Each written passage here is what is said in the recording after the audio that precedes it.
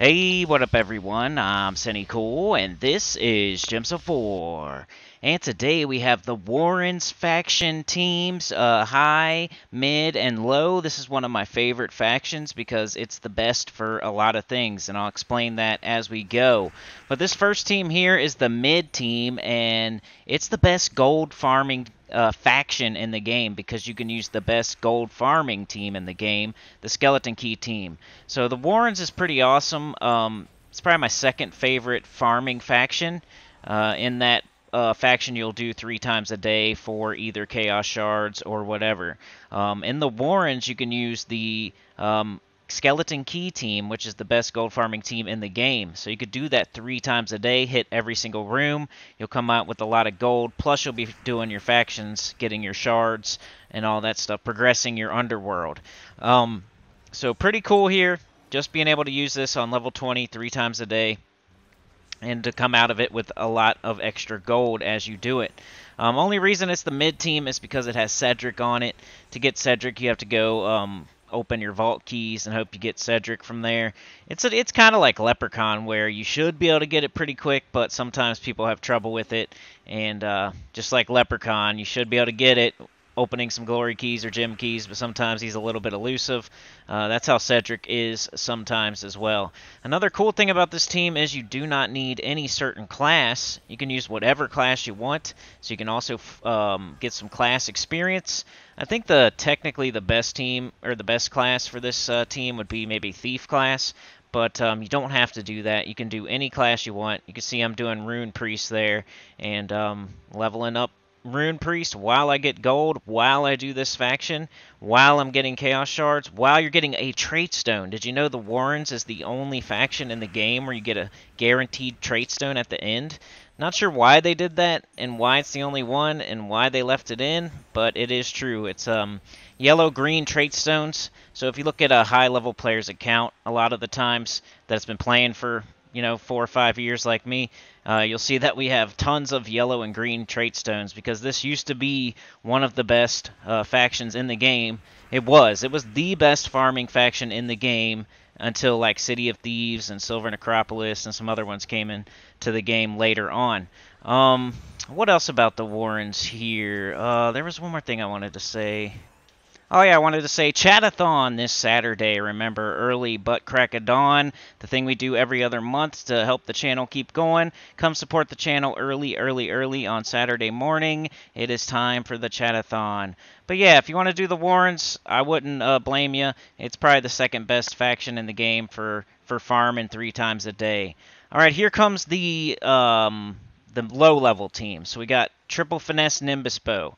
Now, this might not be the #1 low-level team for the Warrens because you have green, you have access to green, so you could do Rowan, but you would have to do like a Rowan Harpy Mage thing, most likely, Shield of Urskaya, something like that. But I prefer Finesse. It's the best Guardian in the game. So you can see where we're going here. Each one of these teams is like the best of something. So the first team was the best gold farming team in the best gold farming faction. This team is the best Guardian team. Finesse is the best Guardian.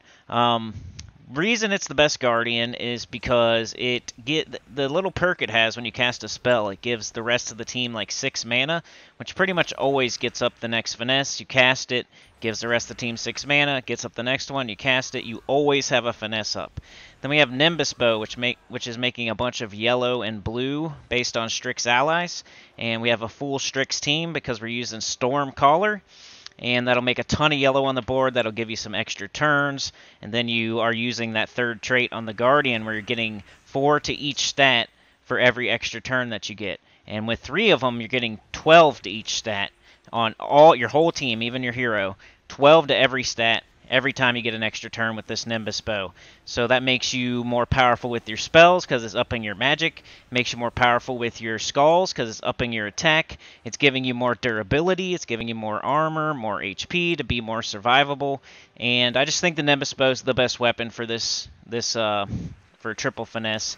So also the Staff of Storms out there, which is a little safer, but the Nimbus Bow is way more potent. With all the extra turns, giving you all those extra stats, making your finesses way more powerful. I think it's the best weapon for this team. I've heard people argue the Staff of Storms is better, but Staff of Storms is safer. Nimbus Bow is more potent and better if you're just trying to get things done. Can up those stats, up that magic, and then you're hitting harder. Plus, Finesse does double damage to yellow, and a lot of the troops in this faction are yellow. A lot of the enemies are yellow, so you'll be hitting them for double damage with your spell and your skulls. So Finesse is the best Guardian in the game, and is really awesome. You also have access to green, so if you just don't like Finesse or you're bored of it, you could do Persistence. Persistence is cool too. I like it. You use Lupine's Edge with that one. And you can get like Devours sometimes with it, which is nice. So it's a cool Guardian too. It might be my third favorite Guardian. So we got Ferocity, Finesse, and then maybe Persistence. But you can't use Ferocity here. I'm just letting you know my order of operation as far as which Guardians I think are the best. Just make sure you use Stormcaller class. Make sure you have everything fully traded. Make sure you use a couple Nisha medals with an Anu maybe. And you should be pretty good to go as long as you're, later on you start casting that Nimbus Bow up in your stats a little bit. That way you're not dying and losing a Finesse. Because every time you lose a Finesse, you're going to lose power because if one Finesse is missing, now the Nimbus Bow doesn't hit as hard. Now you're not getting as many stats when you get those extra turns, etc. So you want to keep 3 Finesses on there and not lose any. And by casting the Nimbus Bow and up in your stats, you make that more possible. Alright, here is the best Delve troop in the game. Like in the entire game, the #1. He's the MVP of the Underworld. You might as well call him the Devil. He is High King Iron Gut. Just watch this man at work right now. Getting those Devours pretty much instantly, bang, and Devour is just such an awesome spell in this game. You instant kill, and then you get all their stats. You absorb all their stats.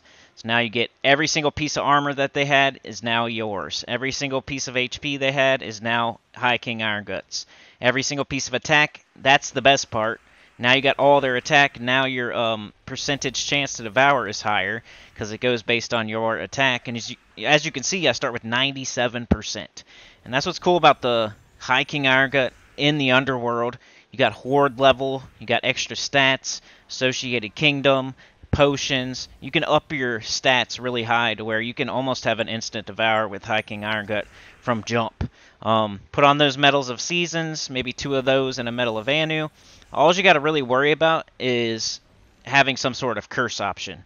So in case they have like, in case they can't be devoured, you can curse them, which makes them able to be devoured. So I went with Vash Dagon here. You could also go with like Essence of Evil and just hit whatever you're about to devour. You could also go with what else? Maybe Elementalist or something. But yeah, using Vash Dagon, every time you match a brown, you get a random curse. Eventually you're going to hit what you want to hit. And we got all dwarves here, right? I think. Maybe one of them's not a dwarf. A couple of them aren't. I don't know. Whatever. There's a couple of troops here that can't be devoured on this enemy team. You're going to see me hit the bottom troop, and he can't be devoured because he has resistance to it. And but eventually I get him cursed, and then he can be devoured. So High King Iron Gut, the best Underworld troop in the game. People have trouble with the Underworld. It's one of the hardest things in the game when you're doing like level 500 Deathless and Pure Faction. And High King Iron Gut is the MVP of the Underworld. That's why he is a top 10. Not only because he's on the world record, he's on world record teams. He's the best in a place where it's hard, the Underworld.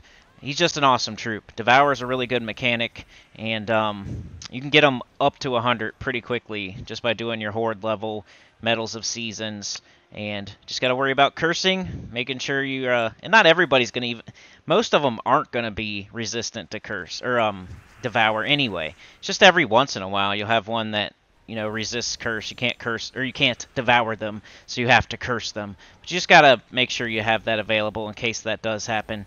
And even if it does, you can just keep hitting them with High King Iron Gut. Maybe you have another damage option. I don't know. I went with Mountain Crusher, High King Iron Gut, Leprechaun, Vash Dagon. So I got my 2 mana generators, I got my curse option, and I got my High King Iron Gut. I don't put them in first slot on this team because I want to just hurry up and get them devouring and get them up. So I want that Mountain Crusher up top with the Storm, the Brown Storm, very low mana cost, starting with 50% mana, gets up quickly. Then I have options between Leprechaun or Mountain Crusher, and like whichever one, like if there's more green on the board, I'll explode Leprechaun. If there's more brown on the board, I'll explode Mountain Crusher. It's a good team. It was going really quickly here, and I'm doing this like you saw the other two teams, the gold farming team and the finesse team. I did that on level 50. I did this one on level 170 just because there's no difference really. I'm going to Devour. Doesn't matter how many stats they have. That's what's cool about Devour. If they have 1,000,000 stats, they're going to die anyway. Now you have 1,000,000 stats. So it's almost better if you're fighting harder battles where they have higher stats, because when you Devour them, then you're going to get more stats for your High King Iron Gut. So he's a good, especially when you get deeper into the Warrens and stuff, or any other faction. When you get deeper in, he gets even better. Early on, he might be a little bit slower, but later, he's the best. So, yeah, the best gold farming faction, the best gold farming team, the best Guardian team, and the best Underworld troop, all in this one video. High, mid, low. Like, share, subscribe. Consider joining. Helps a lot. Tell your guild about the channel. Comment below. Chatathon this Saturday, butt crack of dawn. Let's go. You guys can do it. Let's do it. Peace.